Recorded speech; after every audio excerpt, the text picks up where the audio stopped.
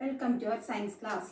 അപ്പോൾ നമ്മൾ ലാസ്റ്റ് ക്ലാസ്സിലെ 7th ചാപ്റ്ററിൽ കുറച്ച് കാര്യങ്ങൾ പറഞ്ഞു. അതായത് പ്രഷർ ഓഫ് ഗ്യാസ്, അതായത് വായുമർദ്ദം, അതേപോലെ അറ്റ്മോസ്ഫിയറിക് പ്രഷർ, അന്തരീക്ഷ മർദ്ദം. അപ്പോൾ ഒരു ഹൈറ്റിലുള്ള ഒരു സ്ഥലത്ത് നിന്ന് ലിക്വിഡിനെ വേറെ സ്ഥലത്തേക്ക് ട്രാൻസ്ഫർ ചെയ്യണമെങ്കിൽ നമ്മൾ ഉപയോഗിക്കുന്ന ഒരു ഉപകരണമാണ് സൈഫൺ. അപ്പോൾ സൈഫണിന്റെ പോലെ വർക്ക് ചെയ്യണതാണ് ഇത് സിറിഞ്ച്, സ്ട്രോ, ഡ്രോപ്പർ. ഇതൊക്കെ സൈഫണിന്റെ പോലെ വർക്ക് ചെയ്യണതാണെന്നും നമ്മൾ കഴിഞ്ഞ ക്ലാസ്സിൽ പറഞ്ഞു. ഇനി ഇതുമായി ബന്ധപ്പെട്ട കുറച്ച് കാര്യങ്ങളാണ്. ഒരു പ്രധാനപ്പെട്ട ഒരു പ്രിൻസിപ്പിൾ, ഒരു ബെർണോളിസ് പ്രിൻസിപ്പിൾ. ബെർണോളി എന്നുള്ള ഒരു സയന്റിസ്റ്റ്, ഒരു ശാസ്ത്രജ്ഞൻ കണ്ടുപിടിച്ച ഈ വായുമർദ്ദവുമായി ബന്ധപ്പെട്ട് ഒരു ശാസ്ത്രജ്ഞൻ കണ്ടുപിടിച്ച, ബെർണോളി എന്നുള്ള ഒരു ശാസ്ത്രജ്ഞൻ കണ്ടുപിടിച്ച വളരെ പ്രസിദ്ധമായ ഒരു തത്വം, ബെർണോളിസ് പ്രിൻസിപ്പിൾ ആണ് നമ്മൾ ഇന്ന് ഈ ക്ലാസ്സിൽ പഠിക്കാൻ പോകുന്നത്. അത് നമ്മൾ പഠിക്കുന്നത് കുറച്ച് പരീക്ഷണങ്ങളിലൂടെയാണ്. ഒരു 5 പരീക്ഷണമുണ്ട്. ആ പരീക്ഷണങ്ങളിലൂടെയാണ് അവസാനം ആ ബെർണോളിസ് പ്രിൻസിപ്പിളിലേക്ക് നമ്മൾ എത്തുന്നത്. എല്ലാ പരീക്ഷണങ്ങളിലും അവസാനം പറയുന്ന കാരണം ഒന്ന് തന്നെയാണ്. അപ്പൊ അതുകൊണ്ടാണ് അതിനൊരു ബെർണോളിസ് പ്രിൻസിപ്പിൾ അല്ലെങ്കിൽ ഒരു തത്വമായി അംഗീകരിച്ചത്. ഏത് പരീക്ഷണം ചെയ്ത് നോക്കുമ്പോഴും അതിന്റെ കാരണം എന്ന് പറയുന്നത് ഒന്നാണ്. എന്നാൽ മാത്രമേ അതൊരു തത്വമായി അംഗീകരിക്കാൻ പറ്റുള്ളൂ. അപ്പോൾ ബെർണോളിസ് പ്രിൻസിപ്പിൾ എന്ന് പറയുന്നത് വായുമർദ്ദവുമായി ബന്ധപ്പെട്ട കുറച്ച് കാര്യങ്ങളാണ് നമ്മൾ ഈ ബെർണോളിസ് പ്രിൻസിപ്പിളിൽ പറയുന്നത്. അപ്പൊ അത് നമ്മൾ കുറച്ച് പരീക്ഷണങ്ങളിലൂടെയാണ് പറയുന്നത്. അപ്പോൾ നമ്മൾ ഓരോ പരീക്ഷണം, ഒരു പരീക്ഷണം ചിലപ്പോൾ ചെയ്താൽ കിട്ടിയെന്ന് വരില്ല, പക്ഷെ ബാക്കിയുള്ള പരീക്ഷണങ്ങളൊക്കെ നമുക്ക് ചെയ്തു നോക്കാം. അപ്പൊ അത് ശ്രദ്ധിച്ചിരിക്കുക. എല്ലാത്തിൻ്റെയും തത്വം എന്ന് പറയുന്നത് ഒന്നാണ്. അപ്പൊ നമുക്ക് പരീക്ഷണങ്ങളിലേക്ക് പോകാം. ഇപ്പൊ നമ്മൾക്ക് ആദ്യത്തെ എക്സ്പെരിമെന്റിലേക്ക് പോകാം. അപ്പൊ ആദ്യത്തെ എക്സ്പെരിമെന്റ് എന്ന് പറയുന്നത്, ഞാനൊരു ഗ്ലാസ്സിൽ വാട്ടർ എടുത്തിട്ടുണ്ട്, നമ്മളൊരു കാർഡ് ബോർഡ് വെച്ചിട്ടുണ്ട്. ഈ കാർഡ് ബോർഡ് വെച്ചിട്ട് ഞാനിത് ഇൻവേർട്ട് ചെയ്യാന്ന് പറഞ്ഞാൽ എന്താ, തിരിക്കുകയാണ്.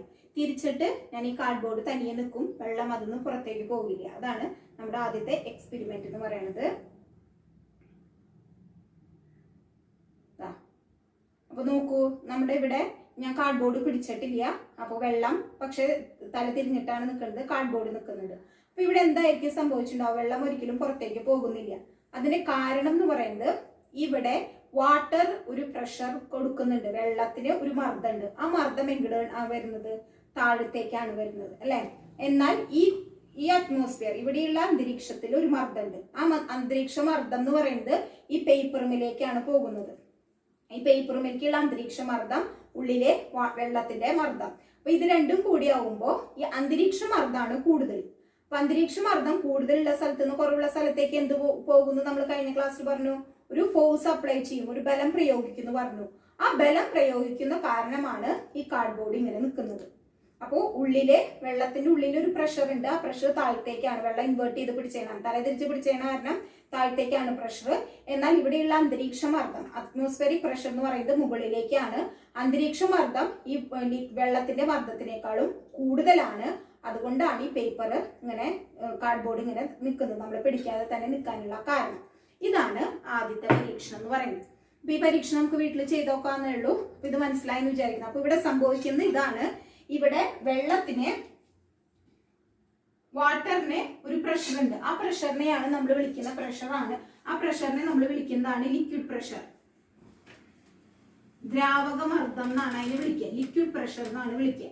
ഈ ലിക്വിഡ് പ്രഷർ എന്ന് പറയുന്നത്, നമ്മൾ തല തിരിച്ചിട്ടാണ് ഇത് പിടിച്ചിരിക്കുന്നത്. ഗ്ലാസ് പിടിച്ചിരിക്കുന്നത് എങ്ങനെയാണ്? തല തിരിച്ചിട്ടാണ് ഗ്ലാസ് പിടിച്ചിരിക്കുന്നത്. ഇങ്ങനെയാണ് ഗ്ലാസ് പിടിച്ചിരിക്കുന്നത്. ഇതിൽ നിറയെ വെള്ളമുണ്ട്. പിന്നെ ഇവിടെ നമ്മളൊരു കാർഡ് ബോർഡ് വെച്ചിട്ടുണ്ട്. അപ്പോ ഇവിടെയുള്ള പ്രഷർ ആണ് എന്ത്? Liquid pressure. ലിക്വിഡ് പ്രഷറിനെ നമ്മൾ മലയാളത്തിൽ പറയാ ദ്രാവക മർദ്ദം എന്നാണ് പറയാ. ദ്രാവക മർദ്ദം. ഇവിടെ എന്തുണ്ട്? ഇവിടെയൊക്കെ അറ്റ്മോസ്ഫിയറിക് പ്രഷർ ഉണ്ട്. അറ്റ്മോസ്ഫിയർ ആണ്. അപ്പോ അന്തരീക്ഷ മർദ്ദം ഉണ്ട്, അറ്റ്മോസ്ഫിയറിക് പ്രഷർ ഉണ്ട്. ഇവിടെ അന്തരീക്ഷ മർദ്ദം ഉണ്ട് ഇവിടെ. അപ്പോൾ ഈ അന്തരീക്ഷ മർദ്ദം മുകളിലേക്കും ഈ ദ്രാവക മർദ്ദം ലിക്വിഡ് പ്രഷർ എന്ന് പറയുന്നത് താഴത്തേക്കുമാണ് കൊടുക്കുക. അപ്പോൾ ഈ അന്തരീക്ഷ മർദ്ദം കൂടുതലാണ്. അപ്പോൾ നമ്മൾ പറഞ്ഞു, കൂടുതലുള്ള ഭാഗത്തുനിന്ന് കുറവുള്ള ഭാഗത്തേക്കാണ് ഒരു ബലം പ്രയോഗിക്കുക. മർദ്ദം കൂടുതലുള്ള ഭാഗത്തുനിന്ന് കുറവുള്ള ഭാഗത്തേക്കാണ് ഒരു ബലം പ്രയോഗിക്കുക എന്ന് നമ്മൾ കഴിഞ്ഞ ക്ലാസ്സിൽ പറഞ്ഞിരുന്നു. അപ്പൊ ഇവിടെ ഏത് മർദ്ദമാണ് കൂടുതൽ? അറ്റ്മോസ്ഫിയറിക് പ്രഷർ ആണ് കൂടുതൽ, അന്തരീക്ഷ മർദ്ദമാണ് കൂടുതൽ. അപ്പൊ അന്തരീക്ഷ മർദ്ദം കുറവുള്ള ദ്രാവക മർദ്ദത്തിന്റെ അവിടേക്ക് ഒരു ഫോഴ്സ് കൊടുക്കുന്ന കാരണമാണ് ഇവിടെ എന്ത് സംഭവിക്കുന്നത്, ആ കാർഡ്ബോർഡ് അവിടെ ഫിക്സ് ആയിരിക്കുന്നത്. അപ്പൊ ഇതാണ് നമ്മുടെ ഫസ്റ്റ് എക്സ്പെരിമെന്റ്. ഇതേപോലെ തന്നെയാണ് നമ്മളിപ്പോ ചില്ലുമലൊക്കെ കണ്ണാടിമലൊക്കെ ഒട്ടിക്കുന്ന വാക്വം ഹുക്ക് എന്ന് പറയുന്നത്. അപ്പൊ ഈ വാക്വം ഹുക്ക് നമ്മൾ വളരെ ശക്തിയോട് കൂടിയിട്ടാണ് നമ്മൾ മിററുമേക്ക് ഒട്ടിക്കുക. കണ്ണാടിമേക്ക് ഒട്ടിക്കുമ്പോൾ ആ കണ്ണാടിയും ആ റബ്ബറിന്റെ ഇടയിലും തമ്മിലൊരു പ്രഷർ വരും. അപ്പോൾ അവിടെ ലിക്വിഡ് പ്രഷർ എന്ന് പറയുന്നത്, അറ്റ്മോസ്ഫിയറിക് പ്രഷർ എന്ന് പറയുന്നത് കൂടുതലാണ്, ആ മിററിനുള്ള പ്രഷർ കുറവാണ്. അപ്പോൾ കുറവുള്ള ഭാഗത്തുനിന്ന് കൂടുതലുള്ള ഭാഗത്തുനിന്ന് കുറവുള്ള ഭാഗത്തേക്ക് ഒരു ഫോഴ്സ് കൊടുക്കുന്ന, ഒരു ബലം കൊടുക്കുന്ന കാരണമാണ് ആ വാക്വം ഹുക്ക് അവിടെ ആ കണ്ണാടിമേ ഫിക്സ് ആയിട്ട് ഇരിക്കുന്നത്. അപ്പൊ ഇത് രണ്ടിന്റെയും കാരണം കൂടുതലുള്ള ഭാഗത്തുനിന്ന് കുറവുള്ള ഭാഗത്തേക്ക് ഒരു ബലം പ്രയോഗിക്കുന്നു. പ്രഷർ കൂടുതലുള്ള ഭാഗത്തുനിന്ന് കുറവുള്ള ഭാഗത്തേക്ക് ഒരു ബലം പ്രയോഗിക്കുന്ന കാരണമാണ് ഈ രണ്ട് സിറ്റുവേഷൻസും ഉണ്ടായത്. അപ്പൊ ഇത് ക്ലിയർ ആയെന്ന് വിചാരിക്കുന്നു. ഇതാണ് രണ്ടെണ്ണം നമ്മൾ പറഞ്ഞിരിക്കുന്ന ആദ്യത്തെ രണ്ട് എക്സ്പെരിമെന്റ്. ഇനി നമ്മൾ പറയാൻ പോകുന്നത്, ഇതുപോലെ ഒരു ട്യൂബുമേ നമ്മൾ രണ്ട് കനം കുറഞ്ഞ, വളരെ കനം കുറഞ്ഞ ഒരേപോലത്തെ ഉള്ള രണ്ട് ബോളുകൾ എടുത്തിട്ടുണ്ട്. അത് നമ്മളൊരു സ്ട്രിങ്ങുമ്മ, ഒരു ചരടുമ്മ നമ്മൾ തൂക്കിയിട്ടുണ്ട്. എന്നിട്ട് നമ്മൾക്ക് ഈ രണ്ട് തമ്മിൽ ഒരു ഗ്യാപ്പ് ഉണ്ട് അല്ലെ, ഒരു ഡിസ്റ്റൻസ് ഉണ്ട്. അപ്പൊ ഈ ഡിസ്റ്റൻസ്, ഈ ഒരു ഗ്യാപ്പ്, ഈ രണ്ട് ബോളുകൾ തമ്മിലുള്ള ഗ്യാപ്പിലേക്ക് നമ്മൾ ഊതാണ്, എയർ ഊതിക്കളയാണ്. ഈ ഭാഗത്തുള്ള എയർ ഊതിക്കളയുമ്പോൾ എന്താണ് സംഭവിക്കുക നമുക്ക് നോക്കാം. അപ്പൊ ആദ്യം ഇത് അനക്കാതെ വെക്കുന്ന,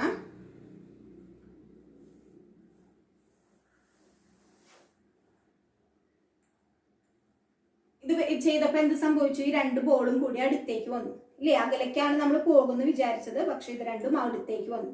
അപ്പൊ അടുത്തേക്ക് വരാനുള്ള കാരണം എന്താണ്, the ball comes close to each other, രണ്ടും അടുത്തേക്ക് വന്നു.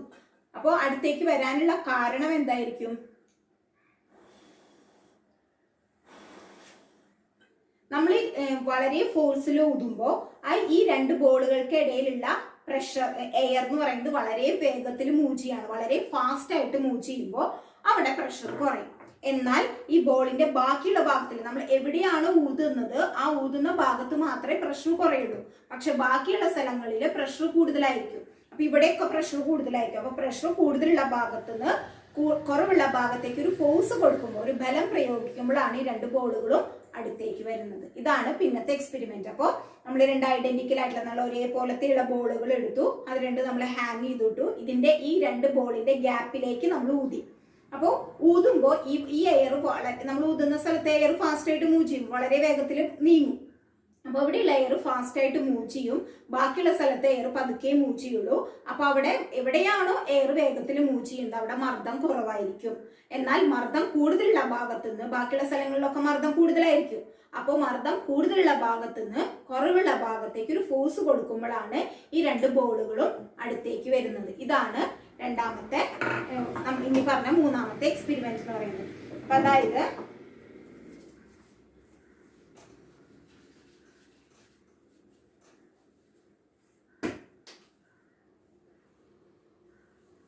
രണ്ട് ബോളുകള്, ഇവിടെയാണ് നമ്മൾ എയർ ഊതുന്നത്, നമ്മൾ ഊതുന്നത് ഇവിടെയാണ്. അപ്പൊ ഇവിടെ പ്രഷർ എന്ന് പറയുന്നത് എന്തായിരിക്കും, കുറവായിരിക്കും, പ്രഷർ ഡിക്രീസസ്. ഇവിടെയോ ഈ സറൗണ്ടിങ്സിൽ ഇവിടെയൊക്കെ പ്രഷർ കൂടുതലായിരിക്കും. ഇവിടെ വെച്ച് നോക്കുമ്പോൾ, ഈ രണ്ട് ഗ്യാപ്പിന്റെ ഉള്ളിൽ വെച്ച് നോക്കുമ്പോൾ ഇവിടെ പ്രഷർ കൂടുതൽ, ഇവിടെ പ്രഷർ കുറവായിരിക്കും. അപ്പൊ ഇവിടുന്ന് ഒരു ഫോഴ്സ് കൊടുക്കുന്ന കാരണമാണ് രണ്ട് ബോളുകളും അടുത്തേക്ക് വരുന്നത്. ഇതാണ് മൂന്നാമത്തെ എക്സ്പെരിമെന്റ് എന്ന് പറയുന്നത്.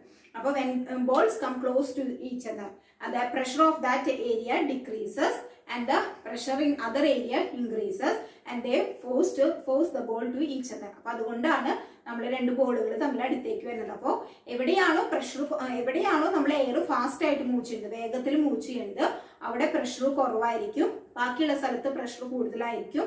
പ്രഷർ കൂടുതലുള്ള ഭാഗത്തുനിന്ന് കുറവുള്ള ഭാഗത്തേക്ക് ഒരു ഫോഴ്സ് കൊടുക്കുമ്പോൾ ബോളുകൾ അടുത്തേക്ക് വരും. ഇതാണ് നമ്മൾ പറയുന്ന മറ്റൊരു എക്സ്പെരിമെന്റ്. ഇതൊക്കെ നമ്മുടെ ടെക്സ്റ്റ് ബുക്കിലുള്ളതാണ്. ഇനി നമ്മൾ അടുത്ത പറയുന്ന ഒരു പരീക്ഷണമാണ്. നമ്മൾ ഇതുപോലത്തെ ഒരു ബോട്ടിൽ എടുക്കുക. ആ ബോട്ടിലേക്ക് ഞാനൊരു പേപ്പർ, ചെറിയ ഒരു പേപ്പർ ഇങ്ങനെ ചുരുട്ടിയെടുത്തിട്ടുണ്ട്. അത് ഞാൻ ഈ കയ്യിൽ വെക്കുന്നുണ്ട്. ഈ ബോട്ടിലിന്റെ വായ്ഭാഗം ഈ കയ്യിന്റെ ബോളിന്റെ അടുത്തേക്ക് നമ്മൾ വെക്കുന്നുണ്ട്. എന്നിട്ട് നമ്മൾ ഫാസ്റ്റ് ആയിട്ട് മൂവ് ചെയ്യാണ്, ഫാസ്റ്റ് ആയിട്ട് നമ്മളിവിടെ ഊതുകയാണ്. അപ്പൊ നമ്മുടെ ഉദ്ദേശം എന്താണെന്ന് വെച്ചാൽ, ഈ ഒരു നമ്മൾ ഈ ചുരുട്ടി വെച്ചിരിക്കുന്ന ഈ പേപ്പർ ഈ ബോട്ടിലിന്റെ ഉള്ളിലേക്ക്, ഈ കുപ്പിയുടെ ഉള്ളിലേക്ക് കടത്താൻ പറ്റുമോ എന്നാണ് നമ്മൾ നോക്കുന്നത്. അപ്പോൾ ഇവിടെ ഇങ്ങനെ നമ്മൾ ചെയ്യുമ്പോൾ ഇതിങ്ങനെ നമ്മൾ ഫാസ്റ്റ് ആയിട്ട് മൂവ് ചെയ്യുക, ഫാസ്റ്റ് ആയിട്ട് നമ്മൾ ഊതുക. ഈ ബോട്ടിലിന്റെയും ഈ പേപ്പറിന്റെയും ഇടയിൽ വെച്ചിട്ട് വളരെ ശക്തിയായിട്ട് നമ്മൾ ഊതുമ്പോൾ പേപ്പർ പുറത്തേക്കാണ് പോകുന്നത്. പേപ്പർ പുറത്തേക്ക് പോകുന്നു, ഒരിക്കലും ഈ ബോട്ടിലിന്റെ ഉള്ളിലേക്ക് പോകുന്നില്ല. അപ്പൊ ഈ ബോട്ടിലിന്റെ ഉള്ളിലേക്ക് പോകാതിരിക്കാനുള്ള കാരണം എന്താണ്? അപ്പൊ അതാണ് അടുത്ത് നമ്മൾ പറയുന്നത്. നമ്മൾ ഒന്നും കൂടി ഊതി നോക്കാണ്. ഊതുമ്പോ പേപ്പർ ഒരിക്കലും ഈ ബോട്ടിലിന്റെ ഉള്ളിലേക്ക് പോവില്ല, പേപ്പർ പുറത്തേക്ക് പോകുന്നുള്ളൂ. അപ്പൊ എന്താ കാരണം?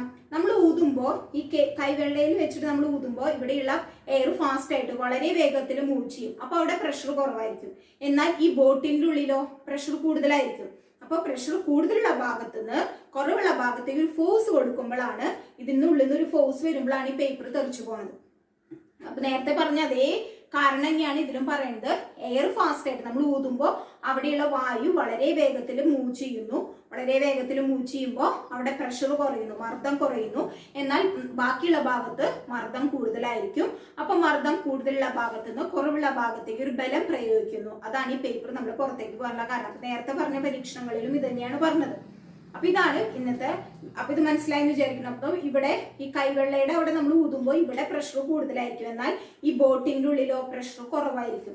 അപ്പൊ പ്രഷർ കൂടുതലായിരിക്കും, ഇവിടെ പ്രഷർ കുറവായിരിക്കും. അപ്പൊ പ്രഷർ കൂടുതലുള്ള ഭാഗത്തുനിന്ന്, ബോട്ടിന്റെ ഉള്ളിൽ പ്രഷർ കൂടുതലാണ്, പ്രഷർ കൂടുതലുള്ള ഭാഗത്തുനിന്ന് കുറവുള്ള ഭാഗത്തേക്ക് ഒരു ഫോഴ്സ് കൊടുക്കുമ്പോഴാണ് ഈ പേപ്പർ തനിയെ തെറിച്ചു പോണത്. ഇതാണ് പിന്നത്തെ എക്സ്പെരിമെന്റ് എന്ന് പറയുന്നത്. ഇനിയുള്ള ഒരു എക്സ്പെരിമെന്റ് എന്ന് പറയുന്നത്, ഇതൊക്കെ നമ്മുടെ ടെക്സ്റ്റ് ബുക്കിലുള്ള ഒരു പരീക്ഷണങ്ങളാണ്. അപ്പൊ ഇതൊരു പേപ്പറിന്റെ പീസ്.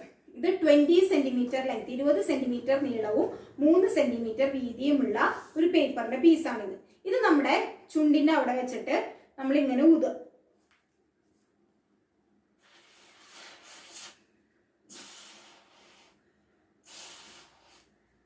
അതിങ്ങനെ ഊതുമ്പോൾ ഈ പേപ്പർ ഇങ്ങനെ മൂവ് ചെയ്യുന്നുണ്ട് അല്ലേ?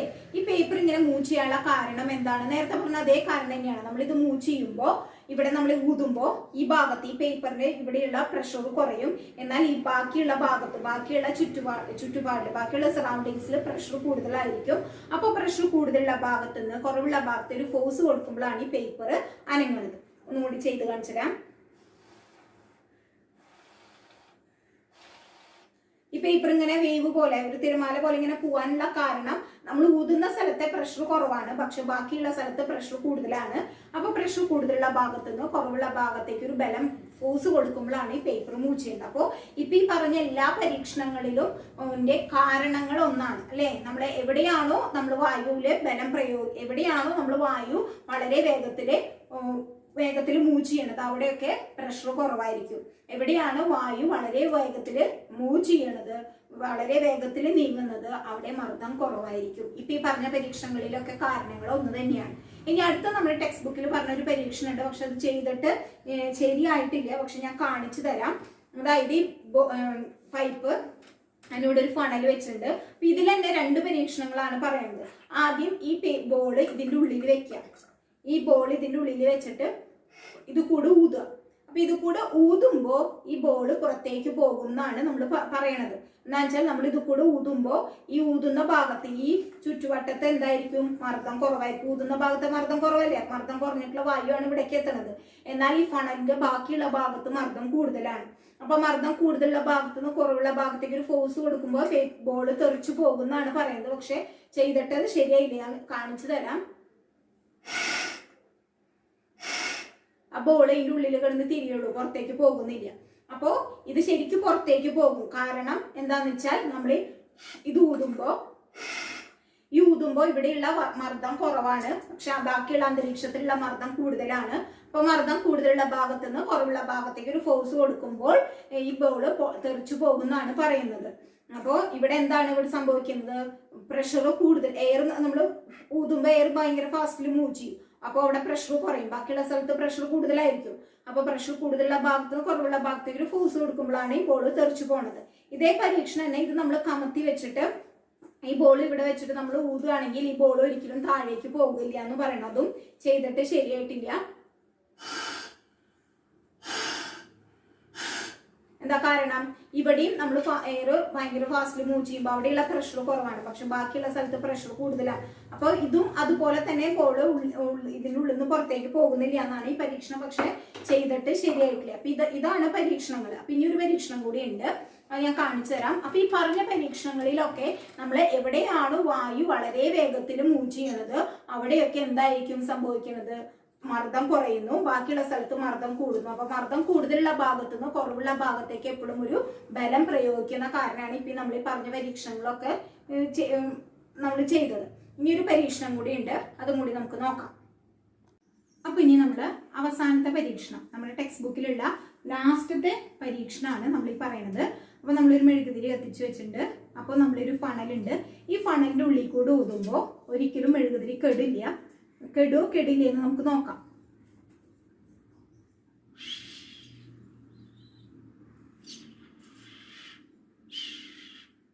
മെഴുകുതിരി കെടുന്നില്ല, മെഴുകുതിരി നാളം ഈ ഫണലിന്റെ അടുത്തേക്കാണ് വരുന്നത്. അപ്പൊ എന്തായിരിക്കും ഇവിടെ സംഭവിക്കുന്നുണ്ടാവുക? നേരത്തെ പറഞ്ഞ അതേ കാരണം തന്നെയാണ്.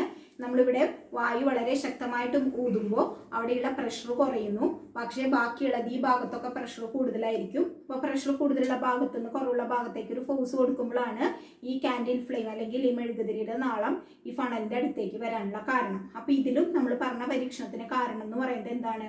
എയർ ഫാസ്റ്റ് ആയിട്ട് മൂവ് ചെയ്യുമ്പോൾ അവിടെ പ്രഷർ കുറയുന്നു. ഇതന്നെയാണ് നമ്മൾ പറഞ്ഞ പരീക്ഷണം. അപ്പൊ ഈ നമ്മൾ ഈ പറഞ്ഞ പരീക്ഷണങ്ങൾ, നമ്മളിപ്പോ എത്ര പരീക്ഷണങ്ങൾ പറഞ്ഞു? 7 പരീക്ഷണങ്ങൾ പറഞ്ഞു, 7 എക്സ്പെരിമെന്റ്സ് പറഞ്ഞു. ഈ 7 പരീക്ഷണങ്ങളിലും ഇതിന്റെയും കാരണം എന്ന് പറയുന്നത് സെയിം ആണ് അല്ലേ?